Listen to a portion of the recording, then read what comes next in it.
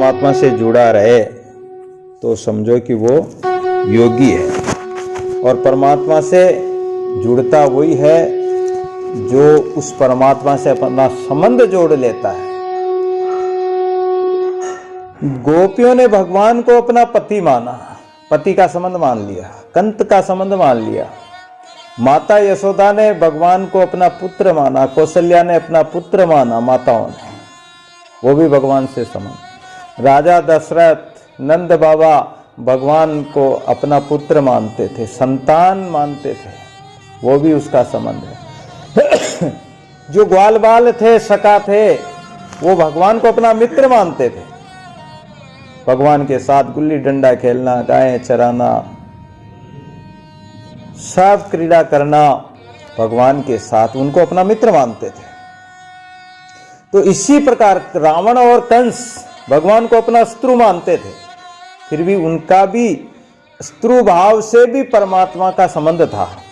क्यों कि मित्र को तो हम कभी कभी याद करते हैं, लेकिन शत्रु तो रात दिन उसको याद रखता है कि न जाने वो मेरा शत्रु मुझे कब मार दे, कब मेरे साथ धोखा कर दे, कब दगा कर दे, कोई पता नहीं। तो वो सावधान रहता है और उसका चिंतन करता रहता है कि मैं उसको किस प्रकार कष्ट पहुंचाऊं, उसको कैसे मारूं। तो शत्रु भाव से भी भगवान से संबंध बनाओ, लेकिन शत्रु भाव से संबंध बनाना हर किसी के बस की बात नहीं है। रावण ने शत्रुता की भगवान से तो उसका पूरा परिवार को नष्ट करवा दिया, स्वयं नष्ट हो गया, लेकिन शत्रुता नहीं छोड़ी। ऐसा आत्मबल शायद ही किसी में होगा। कंस की भी यही स्थिति थी। लेकिन मित्र भाव से तो भगवान को हम सहज भाव से बच सकते हैं, भगवान सेवक स्वामी के भाव से बच सकते हैं, गुरु शिष्य के भाव से बच सकते हैं, भगवान को सेवक स्वामी के भाव से भी बच सकते हैं। प्रभु जी तुम स्वामी हम दासा, ऐसी भक्ति करे रे दासा। रेदास जी महाराज ने कहा कि प्रभु जी तुम चंदन हम पानी, जाकी बास अंग अंग समानी। प्रभु जी तुम दीपक हम बाती, जाकी ज्योति बरे दिन राती। प्रभु जी तुम धागा और हम मोती, जैसे सोने में मिलत सुहागा। प्रभु जी तुम गनवन मोरा, जैसे चितवत चातक मोरा। प्रभु जी तुम स्वामी हम दासा, ऐसी भक्ति करे रे दासा। तो परमात्मा से संबंध जोड़ ले, किसी भी प्रकार से परमात्मा से संबंध जुड़ जाए तो समझो कि वो सच्चा योगी है। और अगर परमात्मा से संबंध नहीं जुड़ा, परमात्मा से संबंध नहीं बनाया, तो योग नहीं माना जाएगा, योगी नहीं माना जाएगा। योग का मतलब होता है एक और एक को जोड़ना। कोई एक चीज को इधर है तो एक चीज इधर है, तो उस दोनों को जोड़ने का नाम योग होता है, जोड़ होता है, योग होता है। और उस परमात्मा से ये जीव आत्मा उस परमात्मा से मिल जाना ही योगी योग कहलाता है। और जो जुड़ गया है वो परमात्मा से, जिसने संबंध बना लिया, वो योगी है। तो जो योगी भोग बुद्धि से संग्रह न करने वाला हो, अगर सच्चा योगी होगा तो वो संग्रह करता ही नहीं, वो कभी किसी से मांगता ही नहीं, वो परिग्रह रखता ही नहीं। इच्छा रहित और अंतःकरण तथा शरीर को वश में रखने वाला योगी, इच्छा कामना, ऐसा योगी अकेला एकांत में स्थित होकर मन को निरंतर परमात्मा में लगावे। जो परमात्मा में लगा सके तब उसका ध्यान योग परिपक्व हो सकता है। युज समाधो धातु से जो योग शब्द बनता है, जिसका अर्थ चित्त वृत्तियों का निरोध करना। ध्यान समाधि जो लगाते हैं उसमें ध्यान महत्वपूर्ण है, और ध्यान में उस परमात्मा का चिंतन किया जाता है। अपनी चित्त की वृत्तियों को रोकें। अपनी चित्त की वृत्तियां बाहर जाती है, बाहर भटकती है। इंद्रिय रूपी घोड़े अपनी अपनी इच्छा रूपी वस्तु की प्राप्ति के लिए इधर उधर खींचते रहते हैं। इस चित्त को, इस चेतन को इधर उधर भगाते रहते हैं, दौड़ाते रहते हैं, इस मन को इधर उधर भटकाते रहते हैं। तो इस मन की, इंद्रियों की, ये मन, चित्त, बुद्धि और अहंकार, तो ये मन की जो एक चित्त नाम की वृत्ति होती है, चित्त का यानी चिंतन करने वाली जो वृत्ति है, वो वृत्ति एक जगह स्थिर हो जाए। संसार का जो चिंतन करती है या संसार की चिंता करती है, उस चित्त वृत्ति को मोड़कर कहां लगाना? परमात्मा में निरोध करना, परमात्मा में रोकना, एक ध्यान में लगा देना, यह योग कहलाता है। अपरिग्रह यानी किसी भी प्रकार की वस्तु का संग्रह न करे, किसी भी प्रकार के संकल्प विकल्प न करे। वस्तु, व्यक्ति, पदार्थ ये बाहर के हैं, लेकिन हमारे मन में भी बहुत सारी ऐसी गंदगी भरी है, ऐसे विकार रूपी कचरा भरा है, कूड़ा करकट भरा है। तो इन कूड़ा करकट को, इन बुरे विचारों को, इन विषय वासना के कर्मों को, इनको संग्रह न करे, अर्थात काम, क्रोध, लोभ, मोह आदि, ईर्ष्यादि, इन सब को अपने भीतर न घुसने दें। अगर ये अंदर घुसेंगे तो कचरा करेंगे, गंदगी फैलाएंगे, विकार में हमारा जीवन हो जाएगा। तो इसलिए चित्त वृत्ति का निरोध करके और इन चीजों का संग्रह न करें, यानी इन चीजों को अपने अंदर न घुसने दें। अपरिग्रह अर्थात अपने लिए सुख बुद्धि से कुछ भी, सुख बुद्धि, हम धन इकट्ठा क्यों करते हैं? कि हमें अंत समय में यह धन हमारे काम आएगा, हमारे बाल बच्चे खाएंगे, हमारे मकान बन जाएगा, हमारे ये हो जाएगा, हमारे ये हो जाएगा। धन इसलिए कमाते हैं, इसलिए इकट्ठा करते हैं। तो ये सुख प्राप्ति की इच्छा करके किया, इकट्ठा किया हुआ धन के लिए कह रहे हैं कि उसका भी संग्रह न करें, सुख बुद्धि से नहीं करें, सुख की कामना रखकर नहीं करें। हाँ, अगर आप धन कमाते हैं तो ये कह सकते हैं कि चलो ठीक है, परिवार खाएगा, परिवार को खिला दो पिला दो, या परमार्थ में लगेगा, कोई गरीब को बांट देंगे या किसी के सुख दुख में काम आएगा, तो वो परमार्थ हो जाएगा। लेकिन स्वयं के स्वार्थ के लिए, सुख के लिए अगर इकट्ठा कर रहे हो तो वो योगी नहीं कहला सकता है, वो तो भोगी है फिर, क्योंकि वो भोग के लिए इकट्ठा कर रहा है कि हम समय सुख मिलेगा, हम सुखों को भोगेंगे, तो वो योगी नहीं, वो भोगी है।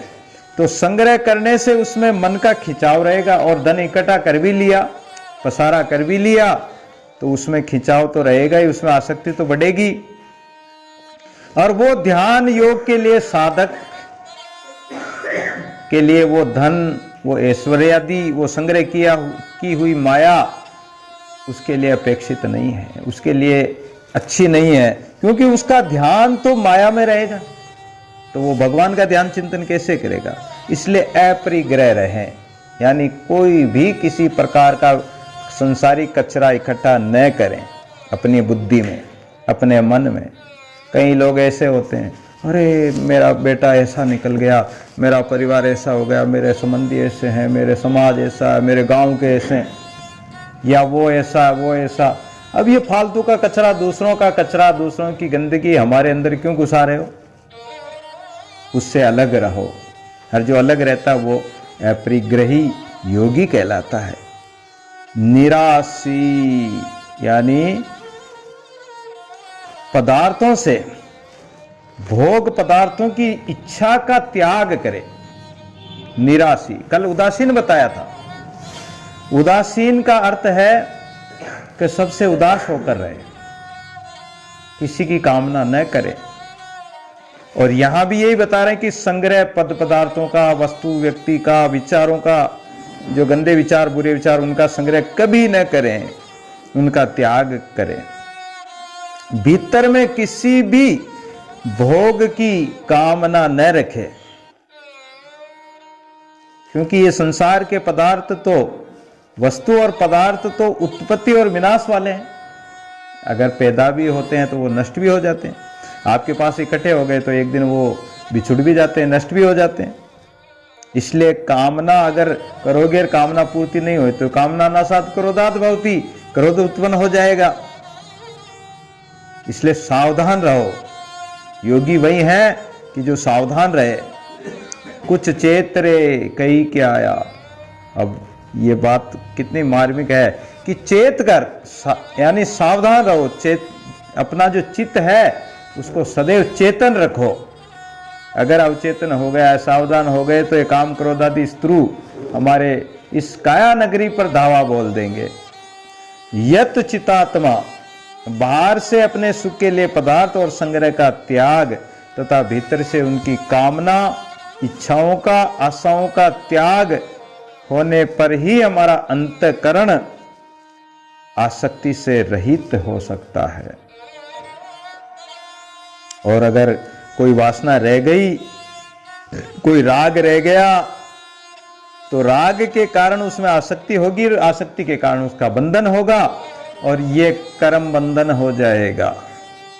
और भगवान तो कर्म बंधन से मुक्त कर रहे हैं कि तू कर्म कर ही मत, ऐसे कर्म कर जिसमें तू बंधे नहीं और उन कर्मों में आसक्ति रहित होकर कर्म कर।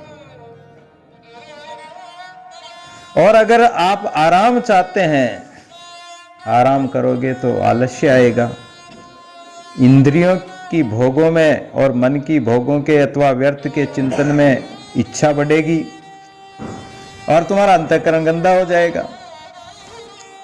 अंतःकरण गंदा, मन गंदा, जो तन कोयला तो जो मन कोयला तो जो तन कारा तो जो मन कोयला तो तन कारा, ऐसा दादू जी महाराज ने एक शब्द में कहा है कि अगर हमारा मन काला है, कोयला है, तो शरीर भी काला ही होगा।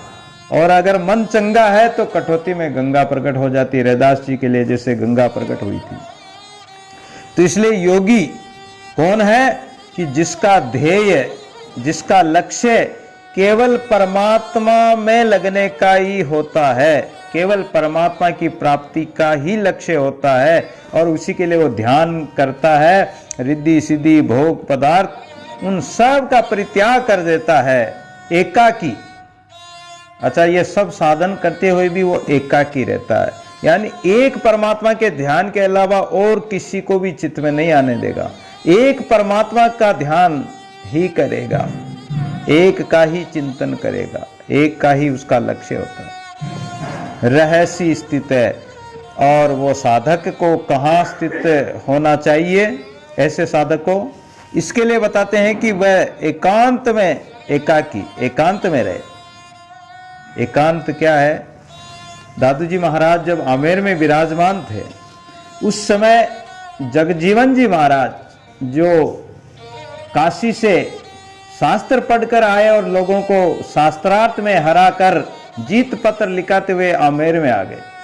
और आमेर में दादू जी महाराज के सामने भी शास्त्रार्थ किया तो महाराज ने कहा कि पंडित राम मिले सो कीजिए, पट पट वेद पुराण बकाने सोई तत्व कह दीजिए। तो उस समय पंडित जी महाराज जगजीवन जी ने अनेक प्रश्न पूछे महाराज से। महाराज ने एक ही शब्द में उसके सारे प्रश्नों को काटते हुए कहा कि पंडित जी, इन शास्त्रों के पढ़ने पढ़ाने से कुछ नहीं होने वाला है। क्या आपने राम मिलने का कोई उपाय खोजा है? अब तो उन्होंने सारे ग्रंथ टटोलना प्रारंभ किया कि राम कहाँ मिलेगा, राम कहाँ मिलेगा। ग्रंथों में राम थोड़ी है, राम तो संतों के पास में है, सत्संग में है, अपने अंतःकरण में, भजन में है, साधना में है।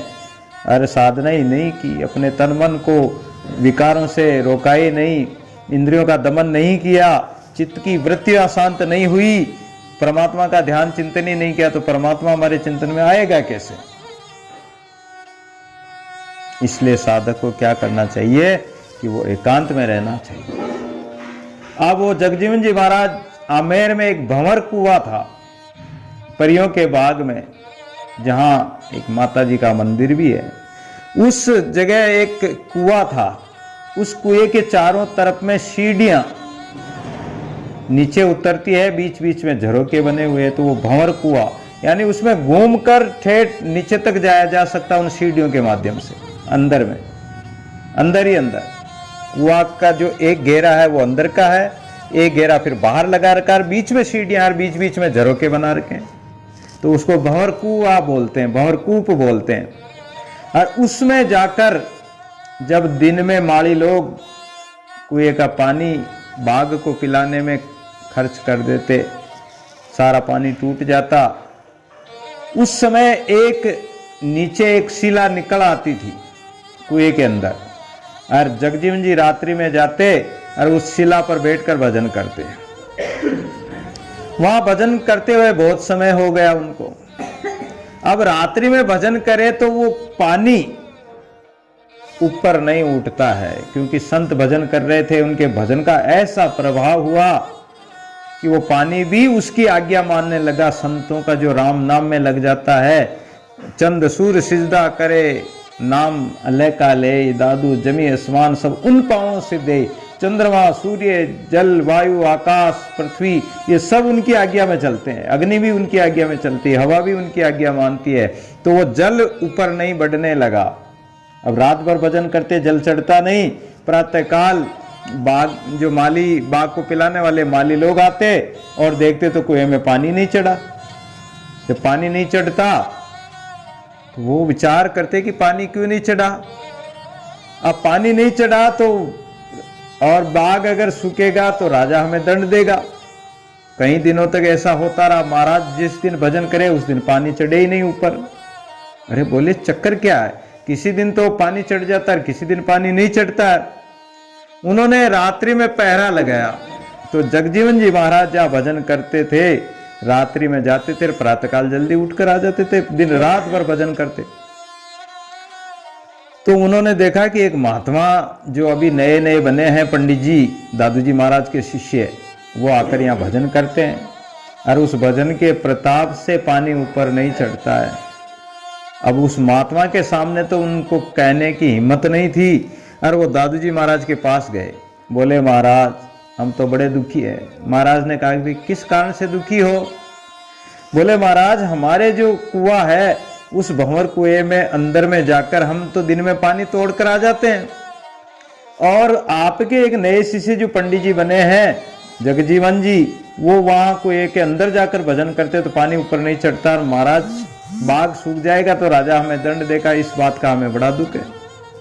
बोले कि हमारे पास आएंगे तो मैं समझा दूंगा। जब महाराज को प्रणाम करने आए, महाराज को प्रणाम किया, दंडवत प्रणाम की। सत्यराम बोला।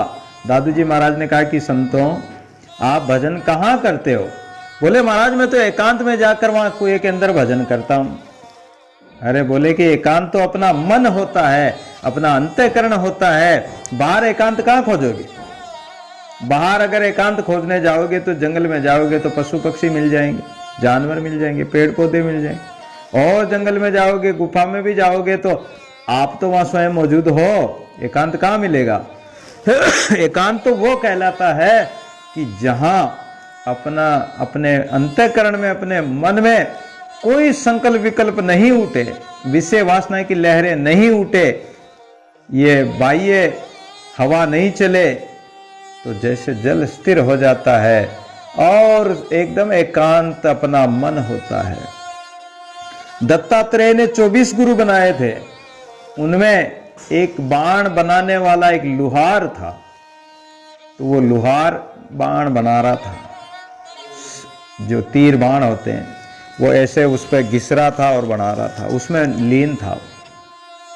उसके सामने सेना निकल गई। एक सैनिक ने आकर पूछा कि महाराज लुहार भाई क्या इधर राजा की सेना निकली थी। बोले हमें तो पता नहीं, कौन सी सेना कौन निकला हमें कोई पता नहीं, क्योंकि वो बाण बनाने में ऐसा मगन होकर बना रहा था कि कौन आया और कौन गया और कौन बाजार में निकला कोई पता नहीं। उसका मन एकदम स्थिर था, उसी में पूर्ण निष्ठा से लगा हुआ था। ऐसा एकांत, ऐसा मन एकाग्र हो जाना ही एकांत है। दादू राम नाम में पेश कर राम नाम लियो लाए, यूं एकांत त्रय लोक में अनंत काहे को जाए। अन्यत्र भटकने की आवश्यकता ही नहीं है। वही एकांत है। तो ऐसा भजन ध्यान किया जाए एकांत का। आत्मानम सततम युंजित, उपयुक्त प्रकार से एकांत में बैठकर मन को निरंतर भगवान में लगाए रखो। मन के द्वारा मनन एक परमात्मा का हो। मन को निरंतर परमात्मा के ध्यान में लगाने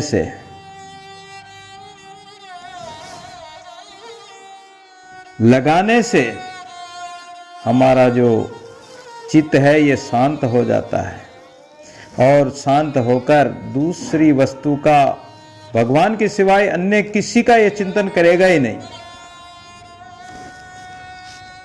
और अगर मन कभी चिंता करता, संसार का चिंतन करे या चिंता करता है तो थोड़ा सावधान हो जाओ। इस मन को लगाम लगा दो, इस मन के लगाम रूपी डोरी से खींचो इसको, मन को, कि तू कहां जाता है, किसका चिंतन करता है। गुरु के शब्द रूपी लगाम। कैसे? मन ताजी चेतन चढ़े ल्योकी करे लगाम, शब्द गुरु का ताजना कोई पहुंचे साधु सुजान। इस मार्ग पर कौन पहुंच सकता है, इस मंजिल को कौन प्राप्त कर सकता है कि जो गुरु के शब्द रूपी लगाम को के द्वारा अपने मन रूपी, इंद्रियों रूपी घोड़ों को खींच कर रखता है, कसकर बांध कर रखता है, इंद्रियों का दमन करके रखता है कि तुम किधर जाते हो। और जो ऐसा सावधान होकर रहता है उसका चित्त कहीं भी नहीं जाता है। तो भगवान के चिंतन में सदैव तत्पर रहे। कौन रहता है? योगी। ऐसा ध्यान चिंतन करने से ध्यान के समय बहुत सरलता से, सुगमता से ये मार्ग प्राप्त हो सकता है। अच्छा, कई लोग कहते हैं कि महाराज हम तो काम में लगे रहते हैं, हमारे काम बहुत है, हमें फुर्सत नहीं मिल पाती है, तो हम भगवान का ध्यान कैसे करें, इतना समय कैसे निकालें, चिंतन कैसे करें, राम राम कैसे करें। तो संतों ने कहा कि तन काम में और मन राम में। तन को चाहे व्यवहार काल में लगाए रखो। व्यवहार काल में आप कहीं घूमने गए, आपका घर परिवार है, आप कोई धंधा करते हैं, कोई नौकरी पेशा करते हैं, तो तन से तो आप काम कर ही रहे हैं, लेकिन आपके मन को किसी ने रोका है क्या कि तुम भजन मत करो, राम राम मत बोलो, या परमात्मा का चिंतन मत करो, स्मरण मत करो? ऐसा किसी ने रोका है क्या? कोई नहीं रोकता है। आप राम राम कर सकते हो, चिंतन कर सकते हो। तो तन काम में और मन राम में लगाकर भी आप भगवान का व्यवहार काल में भी ध्यान कर सकते हैं। सांसारिक कार्य करते समय भी भगवत स्मरण करता रहे। यदि ध्यान के लिए बैठते समय साधक मन में यह सोचे कि हमें अमुक काम करना है, किसी से इतना रुपया लेना है, उसको इतना देना है, अमुक जगह जाना है, अमुक व्यक्ति से मिलना है, इन कार्यों को भी अगर मन में जमा रखेगा, मन में इनका संकल्प विकल्प करता रहेगा, तो भगवान का ध्यान नहीं लगेगा। संकल्प विकल्प करो ही मत। ऐसा दृढ़ निश्चय कर लो कि चाहे जो हो जाए, चाहे गर्दन क्यों न कट जाए, लेकिन मुझे तो भगवान का ध्यान करना है। अगर कोई व्यक्ति को पकड़कर, उसकी गर्दन पकड़कर उसको पानी में डुबो दे, और पानी में डुबो दे, तो वो व्यक्ति क्या करेगा? वो सब कुछ भूल जाता है कि मैं कौन हूं, मेरे माता पिता कौन है, भाई बहन कौन है, पति पत्नी पुत्र परिवार कौन है, मेरा धन कितना, मैं कैसे कुल का हूं, सुंदर हूं, काला हूं, ताकतवान हूं, क्या हूं, ये सब कुछ भूल जाता हो। और वो क्या सोचता है, क्या विचार करता है कि मैं कैसे भी इस पानी से बाहर निकलूं, और अगर नहीं निकला तो मेरी मृत्यु हो जाएगी, मैं मर जाऊंगा। यानी मरते वक्त उसको पानी में डुबोया तो वो उस समय एक ही चिंतन करेगा कि मैं कैसे भी पानी से बाहर निकलूं। ऐसे ही हमारा चिंतन ऐसे होना चाहिए, दृढ़ निष्ठा से कि संसार रूपी विषय समुद्र से में हम कैसे बाहर निकलें? ये काम क्रोध आदि हमारे गर्दन पकड़ के हमें डुबो रहे हैं, पानी में बार बार डुबो रहे हैं। और अगर हम पानी में डूब गए तो हमारा मरण निश्चित है। हम इस माया मोह में फंस गए, इस माया मोह में फंसे रहे, इस संसार के माया मोह से, परिवार से और इसकी आसक्ति में अगर डूब गए तो डूब गए। श्वास रुक गई, फिर कुछ नहीं कर पाएंगे। तो ऐसा दृढ़ निश्चय होना चाहिए, चाहे गर्दन क्यों न कट जाए। अरे प्रहलाद महाराज को कितना कष्ट दिया, लेकिन प्रहलाद ने कहा कि राम नाम नहीं छाड़ू भाई, प्राण तजो निकट जीव जाई। रति रति कर डारे मोई, साई संग न छाड़ू तोई। पावक में ले डारे मोई, जरे शरीर न छोड़ू तोई। भावे ले सिर करवत दे, जीवन मोरी न छाड़ू ते। अब दादू ऐसी बन आई, मिलो गोपाल निशान बजाए। चाहे मुझे पहाड़ों से गिरा दो, अग्नि में जला दो, लेकिन राम नाम तो नहीं छोड़ूंगा। दादू जी महाराज को मारने के लिए भी हाथी आया, लोगों ने जेल में बंद कर दिया, मुक्का मारा, क्या क्या नहीं किया दादू जी महाराज के साथ लोगों ने, लेकिन फिर भी राम नाम को नहीं छोड़ा। तो जो राम नाम नहीं छोड़े वही सच्चा योगी कहलाता है, वही परमात्मा का सच्चा भगत कहलाता है। कई बार साधक की शिकायत रहती कि हमारा मन भगवान के भजन में नहीं लगता है, तो क्या करें? इसका क्या कारण है? इसका कारण यह कि साधक संसार से संबंध तोड़कर ध्यान नहीं करता। शुरू में बात बताई थी ना कि हमारा संबंध परमात्मा से हमने जोड़ा ही नहीं, हमारा परमात्मा से संबंध हुआ ही नहीं। हमने परमात्मा से संबंध को, परमात्मा का जीव आत्मा का जो हमारा संबंध है, सेवक स्वामी का संबंध है, भक्त और भगवान का संबंध है, कोई भी संबंध परमात्मा का हमने माना ही नहीं, परमात्मा को अपना माना ही नहीं। और जब परमात्मा को अपना माना ही नहीं, संसार को अपना मान लिया, तो परमात्मा अपना कैसे होगा? फिर एक खंबे को पकड़े हुए हैं तो दूसरा खंबा कभी पकड़ में नहीं आएगा। एक को छोड़ेंगे जब दूसरा पकड़ सकते हैं। एक माया मोह के बंधन में बंधे हुए हैं, उसको नहीं त्यागेंगे, नहीं छोड़ेंगे, तो परमात्मा रूपी जो परम धाम है, परमपिता परमात्मा को, परम तत्व को नहीं प्राप्त कर सकते। दादू विषय विकार सो जब लग मन राता, तब लग चित्त न आवी त्रिभुवन पति दाता। जब तक हमारा मन विषय विकारों के चिंतन में लगा रहता है या विषय विकारों में फंसा हुआ है, हमारे भीतर किसी न किसी प्रकार की कामनाएं, इच्छाएं और राग आसक्ति है, तो हम निर्लिप्त नहीं रह सकते हैं। हम निर्लिप्त नहीं रहेंगे और विषय वासना के चिंतन से बाहर उबर कर नहीं आएंगे, उनको नहीं छोड़ेंगे, नहीं त्यागेंगे, तो हमारे चित्त में वो त्रिलोकपति परमात्मा नहीं आ सकता है।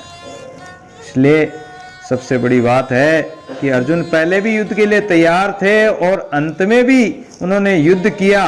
केवल बीच में युद्ध को वो पाप समझने लगे थे, तो भगवान ने समझा दिया और युद्ध करना पड़ा अर्जुन को। इस तरह प्रसंग कर्मों का होने से गीता में कर्मयोग का विषय आना तो ठीक ही था, पर इसमें ज्ञान योग, भक्ति योग आदि कई पारमार्थिक साधनों का वर्णन भी आया है।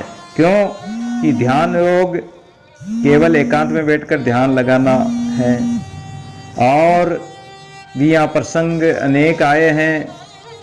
तो अर्जुन पाप के वजह से युद्ध से उपरत हो गए थे, लेकिन भगवान ने उनको वापस मार्ग में लगाया। इसी प्रकार हमारा मन भी पाप में लग जाता। हमारा मन क्या है? अर्जुन है।